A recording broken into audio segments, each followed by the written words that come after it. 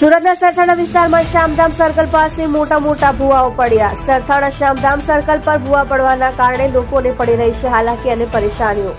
સુરતમાં પડેલ વરસાદ દ્વારા મહાનગરપાલિકાની પોકળ કામગીરીની જગ્યા પોલ ખોલવા પામી છે, જેમાં સુરતના સરથાણામાં મેઇન રોડ પર ભૂવો પડતા રાહદારીઓને આનો પરેશાનીનો સામનો કરવો રહ્યો છે। હવે જોઈએ શાસક પક્ષ હોય કે મહાનગરપાલિકા મસમોટા ભૂવાઓનું સમારકામ ક્યારે કરશે।